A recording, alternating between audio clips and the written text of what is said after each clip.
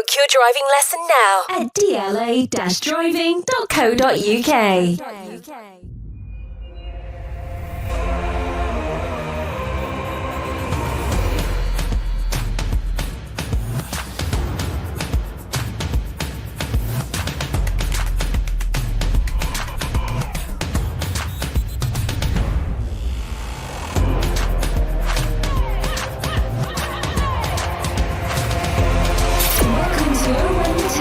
Sponsored by DLA Driving Schools.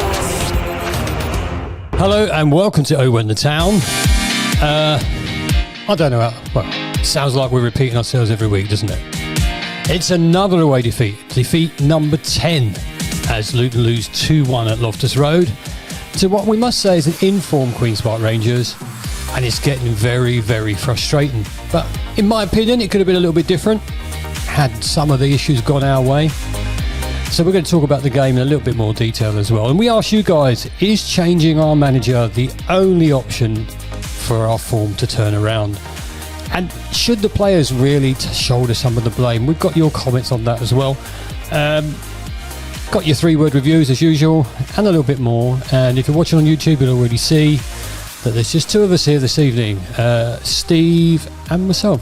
Good evening, Dave. Good evening. And what can we say about Queen's Park Rangers really, apart from 3 times we've played them this season? Yeah. And 3 times we haven't won. It's a fairly despicable record for a team that we're not sort of good friends with. Yeah, you know, the rivalry bit I sort of get, but because I don't really like Queen's Park Rangers for probably all the wrong reasons. But there we go. I remember a pre-season friendly years ago that the referee actually abandoned because it was getting too feisty, and that was down at Kenilworth Road. You know, we're talking maybe 25 years ago, something like that. But I remember that. So it goes back a long way. Yeah, and back to when we first played them on the plastic pitch as well. You know, I think about that game quite a lot. But the other night, I don't know what to say. I generally don't know where to start. And so we'll just amble through this, shall we? Well, yeah, but first things first, I like the fact that we had a back four. Yeah, I suppose, I go with that. You know, I thought that at times we done things better last night. So I was pleased with that. People are getting out of position, which we'll come to, no doubt. But, yeah, I mean, when your luck's down, things like the second goal do happen to you. Yeah. But it's strange that it does work that way. But, you know, that is the way it goes. But, you know, despite us doing a few things better, they still had the lion's share of it, and they still deserved to win, in my opinion. Disappointing, though, because actually there was a point in the game where I felt that we were on top, and I felt that the next team was going to be scoring with us. And, you know, that went to crap, basically, after about 15 minutes. Yeah, I mean, we played with Colton on his own up front, and, you know, he had that really good header at the far post second half from the free kick. You know, Championship, no foul, but Premier League, that's a foul all day long, as would be their first goal last night. That wouldn't have happened in the Premier League, but, you know... And also, while we're on it, we'll talk about the referee as well, but the injury where the guy didn't go off the pitch, when he was walking, and he was being walked, and he could have just gone off the pitch and got on with the game. Yeah, because that immediately... They reset, and then they scored. Yeah, that's when the second goal went in. But yeah, it was a strange one. I mean, there was certainly nothing malicious there from Amari. It was just a collision, but, you know, it was a nice-looking cut, wasn't it? Yeah, well, you know, I sound frustrated because I am frustrated. I sound disappointed because I am disappointed. We expected so much more, and we talked about expectations. You expected so much more. Yeah, I expected so much. Hoped. No, not from Queen's Park Rangers, but from the season itself. Oh, right, okay. Loftus Road, I'd have gladly taken a point. A 0-0 ball draw, I'd have taken it. Because we never really win there. We won 3-0 a couple of seasons ago, but we don't really win there. And what was it? Something like 18 or 19 years prior to that. I mean, I've heard some people sort of saying, you know, we've got no divine right to be higher up in the league, you know, and I totally agree with all that. But what a lot of people are forgetting is we're a team that's come down from the Premier League, and invariably these teams reboost their squad, they refresh it, you know, they go again. because they want to get back there. Yeah, that's right. Whereas we haven't. And the fact that we were giving so many teams in the Premier League a really good game last year, that's why it's even more baffling why we are down where we are. You know, I think it's immeasurable, the loss of Ross Barkley. I think so much of what was good last season went through him. You know, that just the change of angles, the pace of the pass, and you know, his vision and awareness. So much of our good attacking play went through him, and that's a massive void. And you know, I think we've lost our way throughout the midfield with his loss. Well, him and Lukonga. Yeah. Because I really like Lukonga. Yeah, I did. I mean, because he got injured, was it maybe the Fulham game, and he was out for a couple of months? Yeah. And that was a big loss because he was just starting to show signs of what he was about. And yeah, I mean, those two in the central midfield, I mean, that's really, really good. And yeah, we just haven't replaced it. And I think as a result of that, the whole of the midfield looks disjointed and unbalanced. Let's have a look at your 3-word reviews then for Queen's Park Rangers 2, Luton Town 1. Phil says, same old story. Ben, consistently second best. Ed, don't have to remind us, Ed, 10 away losses. Smudge, rinse and repeat. Zach, if this is your real name, brilliant. Zach Nelson was immense. It's only 3 words, obviously. Yeah. Mark, something must change. Richard, poor game management. Dwayne, spelt with a W and a Y. Fanny at 10. Mm-hmm. John, bored of losing, and Nick and many others. 2020, act now. Do you want to pick one and we'll just get on with it? No, I'm going to pick more than one. First of all, Zach Nelson doing a 3-word review. That's sensational. That is brilliant. So that's good. Dwayne, Fanny at 10, totally agree with that. We'll come on to that. And Nick and many others, 2020 act now. You know, it just seems that they are undoing so much good work over a number of years, and I think they are blindly backing him. There's nothing to back up their reason to back him other than they really, really like him. You know, I can't see statistically or anything what they would base backing him on. You know, the amount of other fans of other clubs that are going, I cannot believe he's still there. And we are heading to League One. Well, I hope you're wrong. So do I, mate. I hope you're wrong. The next few fixtures coming up, well, we get a free hit at Nottingham Forest, don't we? So that doesn't matter. But Preston, Oxford, Millwall, Sheffield Wednesday. I mean, Sheffield Wednesday are much improved from last season, yeah, aren't they? Well, you just don't see where the points are coming from. You'd like to think we give up, but Oxford have got games in hand of us, haven't they? That I'm not sure about. I don't know. But and Millwall are not going to lie down, are they? Well, no. I mean, that always seems to be a draw, doesn't it, at our place with them? But you know, we're not even sleepwalking now. You know, if we can't see what's going on, I just cannot understand why you know, the decision hasn't been made. I wasn't here for the Norwich pod, and again, just so briefly, they scored in something like the 71st, 72nd minute.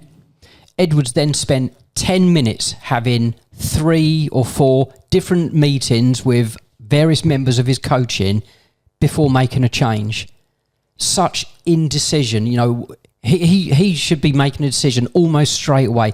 Yeah, maybe have a quick confab, but it was 10 minutes between that goal going in, him having all his meetings, and then putting everyone up front.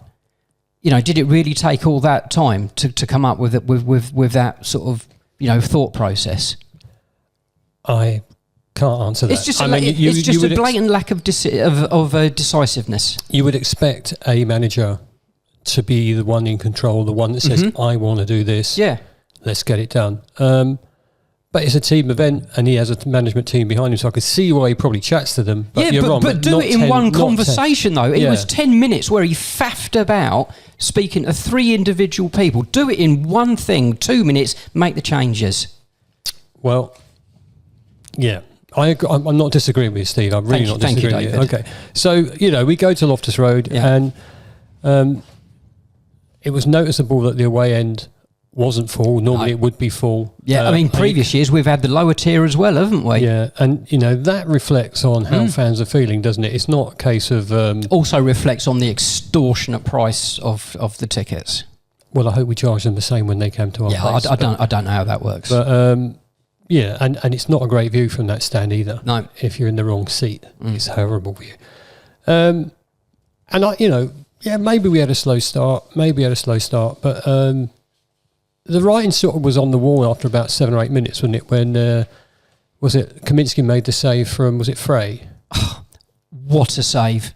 Yeah, he's in the right place, right time. He moved well for it. Yeah, I mean, it was almost a little bit like a save that Seaman made against Sheffield United in the cup final, where he was almost dragging it back, and he was almost pulling it from, right from the line. Yeah, he got it, and it was so much up in the top corner because it got a bit of the crossbar as well, didn't it? Yeah, we're talking about the little header, right? Not the shot. No, I'm talking about the header. Yeah. It was a great save. Was it done? And then he sliced the follow up, didn't he? Yeah. I just have to say that at that point you're just thinking, we passed the ball quite well at the beginning when we had the possession, but we were creating nothing as normal. Yeah. I did like the new lad. I did think he played when he got the ball. I thought, he looks a bit like he wants to do something with it. Okay. But 19 minutes. That's a Dunn's header one, isn't it? So the Frey header was like a little dink where he didn't get hold of it. If he'd got hold of it, he'd have scored. It was like a free head. Yeah. The second one was outstanding. Yeah. The one we just talked about, outstanding. Yeah. And then 5 minutes after that, I don't really know how to describe the goal as well. I think we were lackluster, losing the ball in possession anyway. Yeah. And I'm not sure, and someone will correct me if I'm wrong, but there was one moment in the game where I was looking at Amari Bell almost walking back. He was, he was trying to run, but he just didn't look like he was on it. There was a few occasions last night where Kaminsky was having a go at the fullbacks, and that would have been all about stopping the cross. The crosses were coming in without any sort of real intervention or attempt to cut them out. Yeah, and that was our undoing because, look, we're not in the Premier League. There is not VAR in this division. But if there was, that goal wouldn't have stood. Yeah, 100%. It would have been called for handball at least. A handball and a push. However, it is the Championship. Everyone should know that that's what it's about. And, I know Walters is a young lad. He's, very new into the game. I think he's got to do more. Just physically, he's got to jump back into him. I was going to say, for Walters, you could have put the name Chong in there because that's what's happened to us in the last couple of games. And so you can't blame Chong for that one. But the outcome was the same. There was no attempt to get the ball. No. It was unlucky because it rebounded off him. Yeah.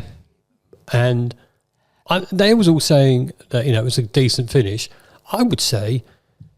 He swung his wrong foot at it, and it just happened to sort of connect. As it hits the back of the net, you're just thinking, well, we know where this is going. Well, we do, and you think how pissed off Kaminsky would have been, after two brilliant saves. Yeah, after making two great saves like that, and then just one scuffs past him like that. That's going to really deflate him. Well, it deflated me, and most of the other people at the stadium. It deflated them.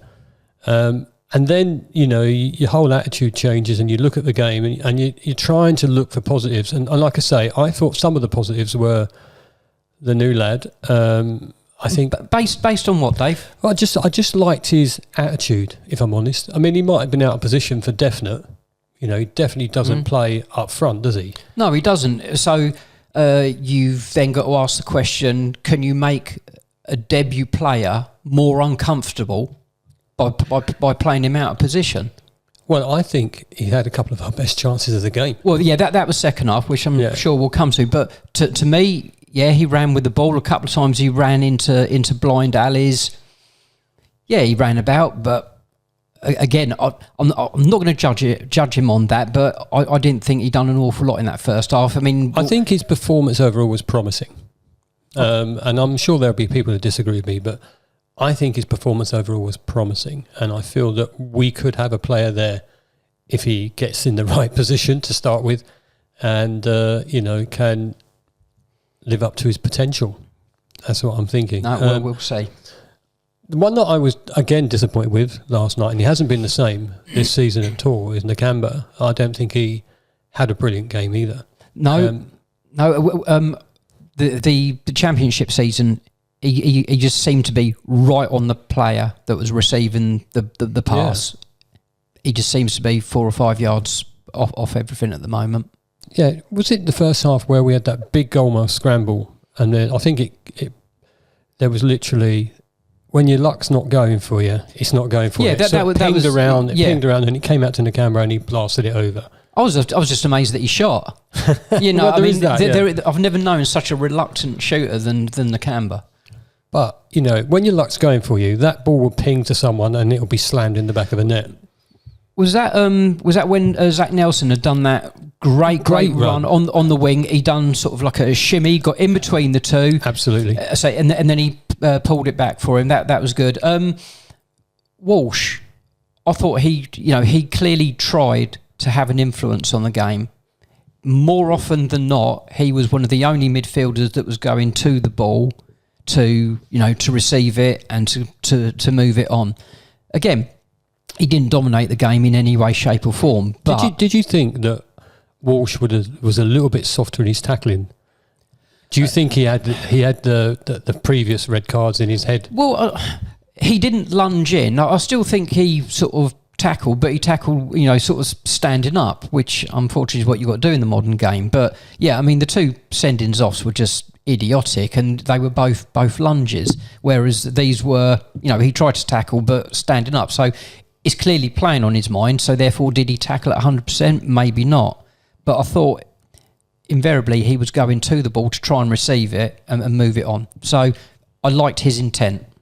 We've been missing Alfie's deliveries from corners. Yeah. But, actually we scored from a corner. We did. Delivered brilliantly. Yeah. Was that Nelson as well? Yeah, that was Zach Nelson. Yeah, he obviously liked that in because he scored that lovely volley in the cup game, didn't he? That was a beautiful goal. It was. That was a beautiful goal. Credit to McGuinness for the header. Decent. He got up high. Yeah, decent there first, up high, put it in the right place. And you go, I'm going mental. It's 1-1. We've sort of scraped that one. But it'd been building for like 5 minutes though. We'd start to get a bit of ball and a bit of pressure, hadn't we? Yeah, and I love that fact that we do score from set plays. We just need to score from open play a bit more. Well, yeah, this is it. Yeah. So you can't paint it any more than it is. And the McGuinness goal was a good goal. You go back in. It was a right time to score. We always say don't concede just before half time. Brilliant. We're on the front foot. And you're thinking, right, get in that dressing room, get yourself sorted, come out and start well second half. It changed both managers' half-time team talks dramatically from what it was going to be. And, Rangers did dominate large parts of the first half. So I was delighted because that would really pissed them off. Yeah. And McGuinness, a towering header, he attacked it aggressively. And, he directed it brilliantly. We come out second half. I think we started quite brightly second half. We had a couple of opportunities from memory. Again, somebody who's now trying to shoot, Fanny or Fanny, whatever you want to call him. Fanny. I remember him having 2 pops at goal, or getting the ball, looking up and going, I'm going to shoot. And that's what we want, isn't it? Because we're not doing that enough. We're trying almost to walk the ball in sometimes. Yeah, no, exactly. Unfortunately, the first shot was an absolute shocker. And then he looks at the pitch, but claim that there'd been a divot. I get that, but at least he took the chance to shoot. Whereas sometimes you just got to do that, catch him unaware. Yeah, I mean, the second one was closer, but, 2 good shooting opportunities and neither of them were on target. Yeah, I know we're not a big believer in XG, but expected goals. But ours was harder than Queen's Park Rangers last night. It's probably the highest ours has been all season. Yeah, it's crazy. We had 18 shots apparently. Yeah, that's crazy. I mean, it was an open game. It was a pretty decent game, probably for the neutrals and that, but not for us. Not for us. I was furious with the eye injury. I mean, look, first off, it like you said earlier, not intentional. No. And I'm thought, well, he's going to walk off the pitch and we're going to get the free kick done and things will go. And I looked up and I went, Why are they doing that on the pitch? Why are they not taking him off to get on with it? The referee should have said, no, get off the pitch. We'll get on with the game. It gave them enough time to reset. Yeah. It gave them enough time to do what they did. But if you're going to lose, I know, God, I sound the same, and I do apologise, everyone, but if you're going to lose to a good goal. Don't lose to a shit-ass, stupid little goal like we conceded. Or a cheeky back heel, as far as they're concerned. Cheeky back heel. No. Bloody try to jump over it. If that sums up where we are at the moment, that is it, that moment. And the look of despair on Kaminsky's face as he's trying to change his balance and sort of go back the other way. It wasn't going in, was it? He was. Oh no, it was wide, yeah. And he tried to jump it for God knows one reason. Yeah. And no, it didn't. It hit his back heel and went the opposite side. And at that point, you're just thinking, well, I don't know what to say. No. As I say, it just sums up where we are at the moment. And again, you're talking about sort of fragile sort of confidence levels. When something like that happens, does it? Oh, your head's dropped. Just another little scratch of the scab, isn't it? Yeah, it is. It's that's a nice way of putting it. It definitely is that. Although we could have almost gone back on it with the Morris header after that. Yeah. And I missed that from Carlton. I know he can only do it when he gets the service, but it was a big centre back that he was up against, and he just climbed all over him. And on another day, that does go in, but it's just not happening at the moment. We rode our luck towards the end of the game. Like they had 3 clear-cut chances where they could have. Yeah. They could have scored. They hit the post twice, didn't they? And, And the one that, go on, you can say it. The one that I'm thinking of. I hope it's the same one. I mean, they hit the post from Walters doing God knows what sort of a headed clearance attempt. Well, what was that? In fact, where was anywhere? But you learn that at school. And on any level of football, you're told, if in doubt, get it out. He seems to be completely lost of where he was and where any Rangers players were on the pitch. He seemed to be completely lost of where he was. And as you say, Dave, you're right.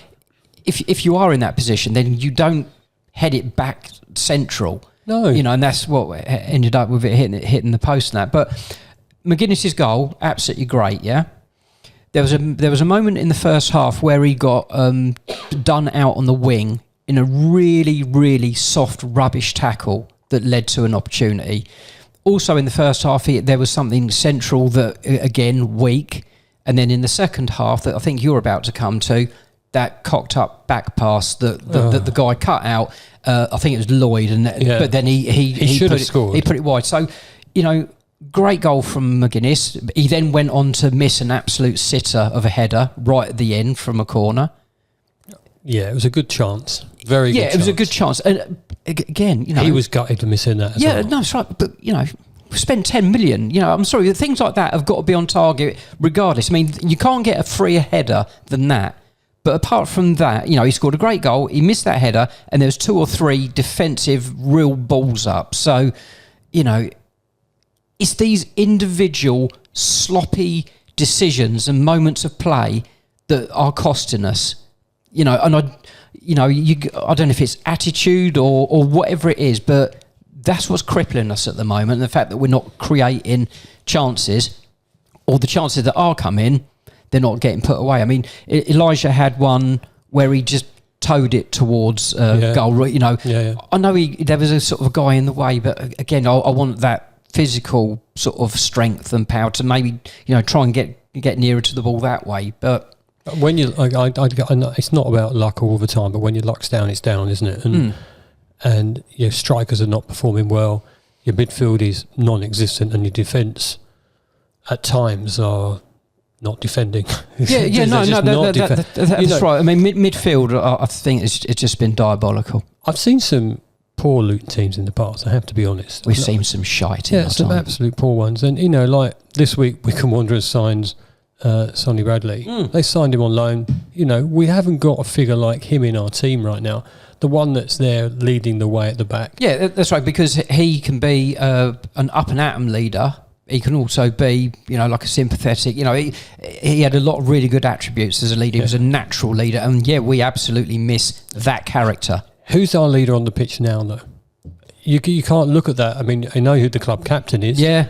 And I think Carlton does a good job when you can tell he really cares. Yeah.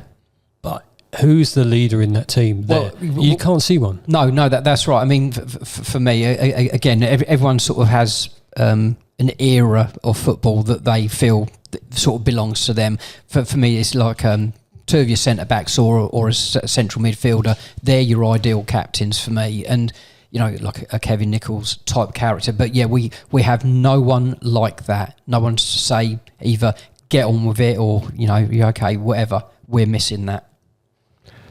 Yeah. Poor windows. 2 poor windows, mate. Well, we got this one coming now, and you're going to hope that we get some more people. I was just reading some of these extra notes that Jacob put up for us, and it's depressing. And look, Queen's Park Rangers have only lost one of their past 16 league home games against Luton. Just 1 in 16.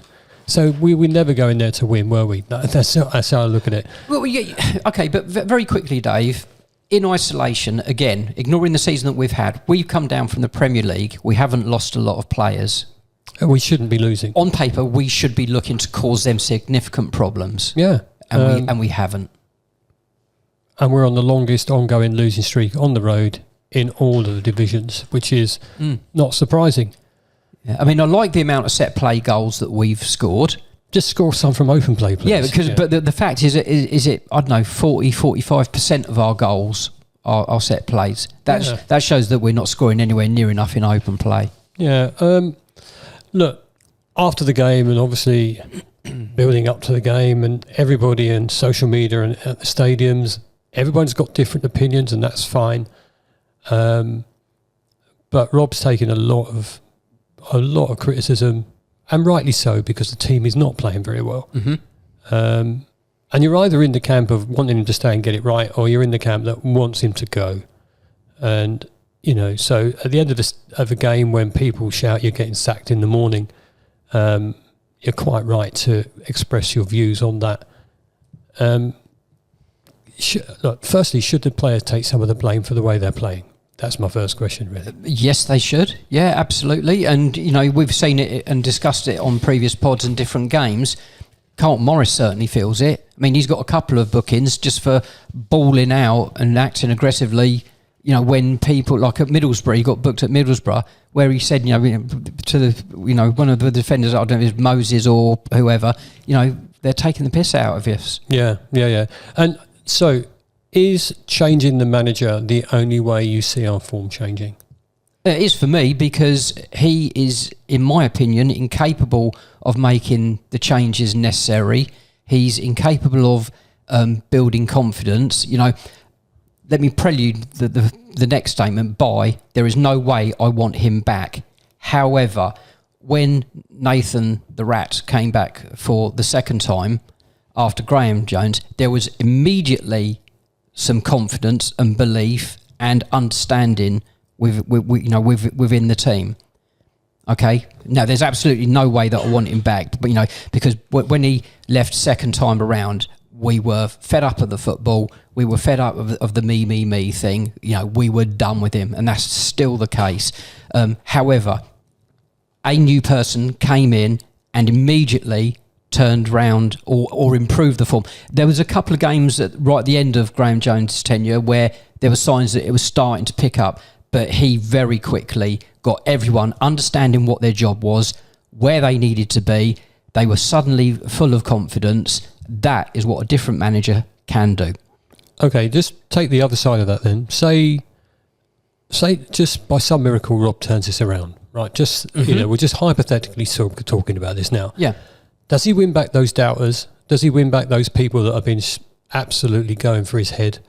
Do they then go, do you know what, maybe we made a mistake? Or do they still want him out because they still think it might happen again? No, I think it would take a certain period of time, and to get out of trouble and make sure that we're safe this year is going to take the rest of the season, obviously.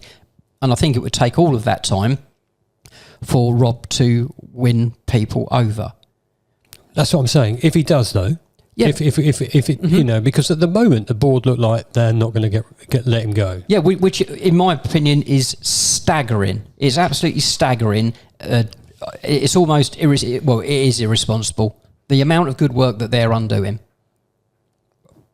I'm just being devil's advocate. Yeah, no, that's here. absolutely fine. The what if is what if he does keep us up? What if he does change the thing? Well, keeping us up is not good enough, in my opinion, based on where we were and the squad that we've got and the money that we've had at our disposal. You know, we've never had anywhere near as much money at our disposal for the playing side of things. So, you know, I understand about the ground finances, blah, blah, blah, but we still had, you know, a significant amount of money as far as we're concerned available to spend. How can you say, you know, I understand the if, that's absolutely fine, but if someone says he is going to turn it around, what are you basing that on? Because by and large, he's made the same mistakes, the same indecision, and makes the same substitutions 10 minutes too late, time after time after time, blatantly showing, in my opinion, that he hasn't got an alternative idea. He's only got that one idea. Well, we asked you guys, is the only way to change our form is to change our manager? And should the players take some of the blame for the way that we are playing? So let's listen to what you guys have said to us. Pete said yes and yes. However, the players will suffer from poor coaching, organisation and tactics, leading to a loss of confidence. Yep. The failure to recruit leaders on the pitch, we just touched on that, is also a massive issue. I wanted Rob to turn it around. It becomes more obvious with every game that he can't. Totally agree with that. El says changing the manager is, in big capitals, the only option. He's embedded a losing mentality into the team and we just can't shake it. He's too stuck in his own tactics and ideas to drop players or change it up. Need a new manager to kick the players up the arse and work the Luton way. Yeah. Phil says, I think we should keep Rob on for another month. However, I think he needs better battle-hardened assistants to show the door to Paul Trollope and Richard Kyle, as they seem to offer no value. Edwards played a major role in getting us to the Prem, so he has credits in the bank, but he obviously needs help and quickly. Chris says it's not the only option, but it's a results business and the results have been beyond awful for a long time. There is no argument for Rob to stay whatsoever, aside from the amount of money for him to leave,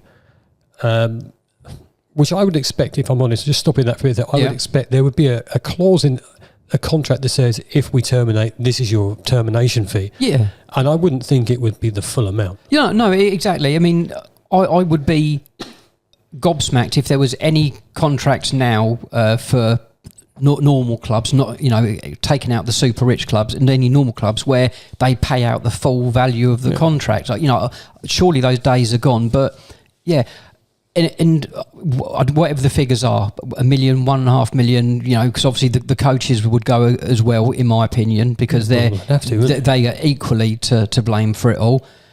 Again, bearing in mind all the hard work that's been done on and off the pitch and the money that we have, if we're not making that decision because of a couple of £1 million, again, that is staggeringly inept from the board, if that is the reason.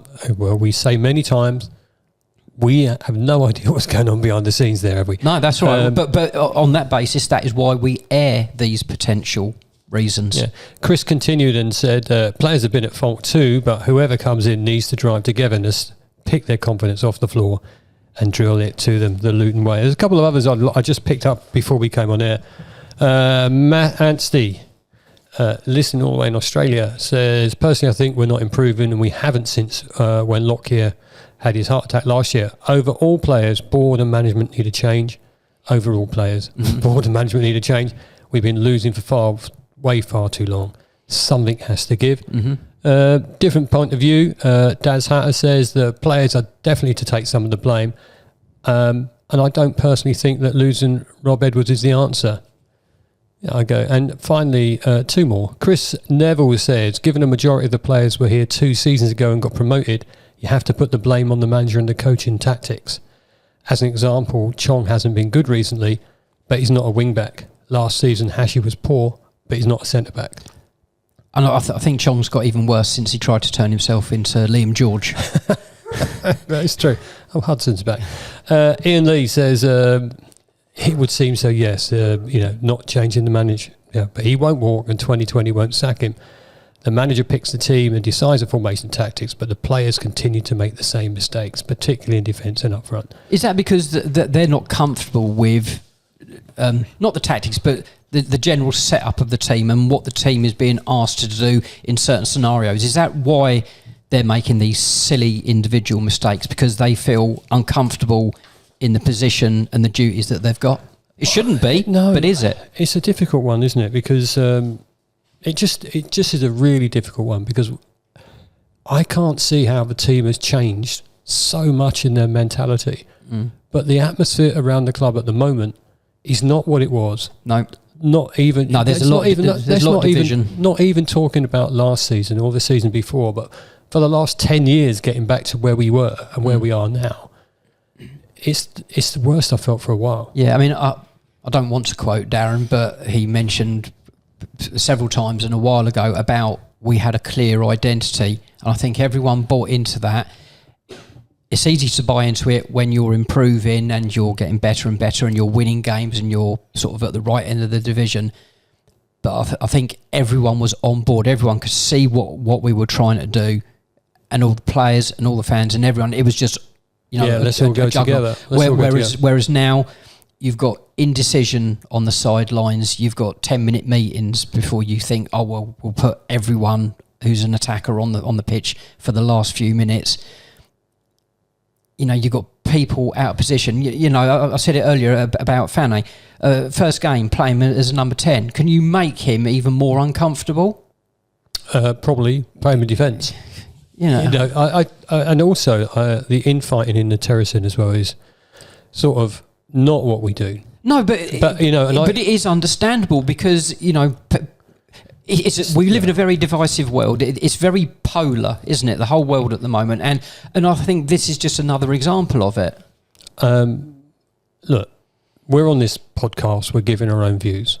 That's all we're doing. We're having a chat and a drink, and we're talking about the football. And but when you're in the terracing, and the guy next to you doesn't agree with what you're saying, you've got no right to have a go at him.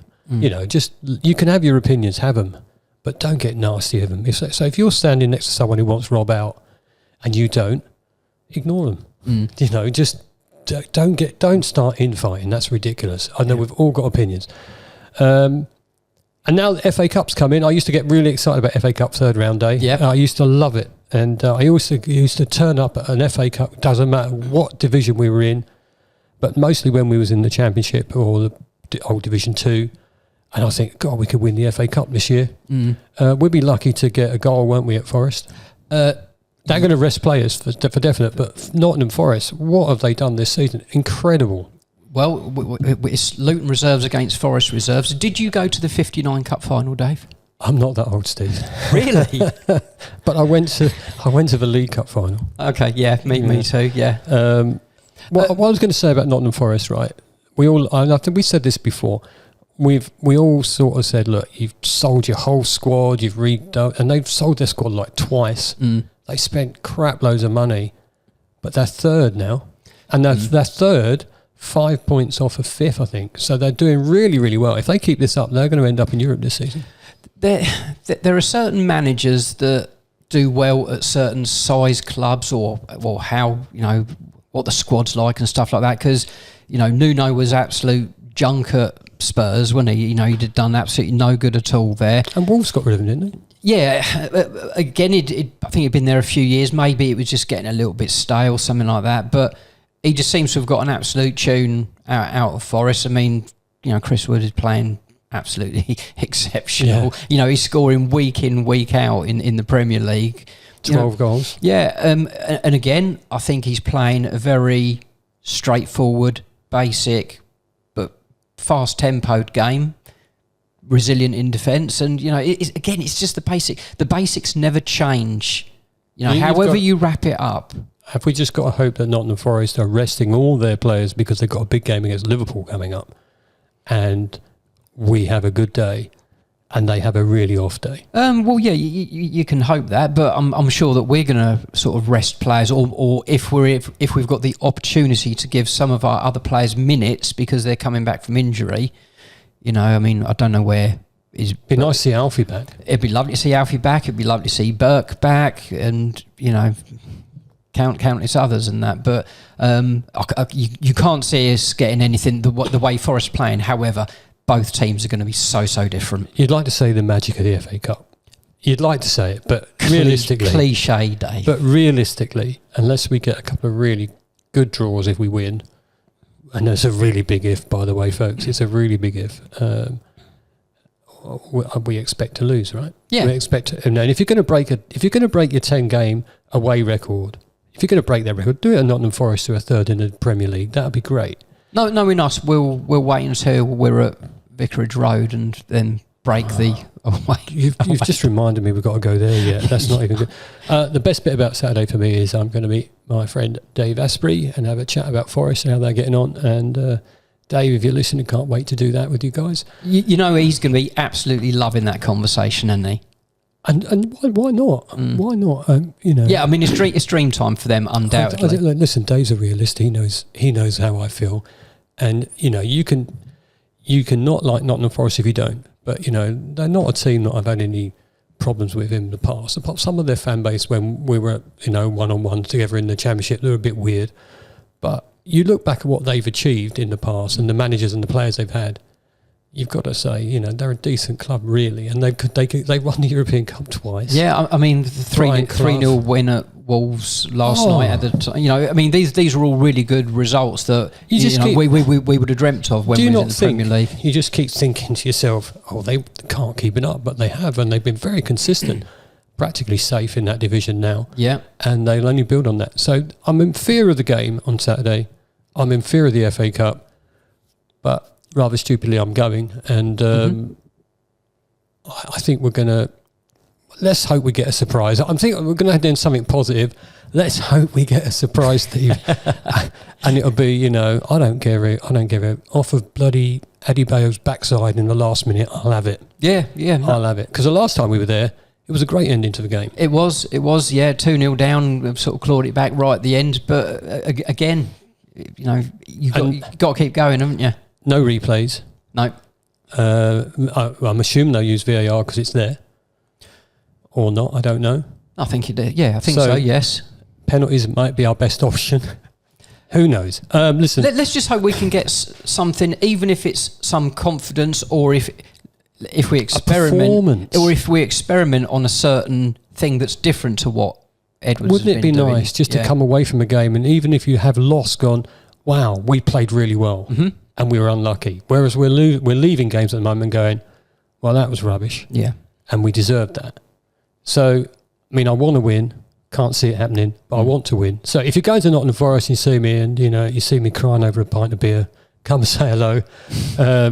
If you made it this far, as usual, I'm going to ask you all to like and subscribe if you haven't done already on YouTube. And if you're watching on Spotify, jump over or listen on other podcast areas, jump onto YouTube, give us a like and a follow. That'd be fantastic. We'll see you all back on the Monday night recording next week, and let's hope we've got something nice to talk about, because it's really amazing. Thanks for listening, thanks for watching, and we'll see you all again soon. See you guys.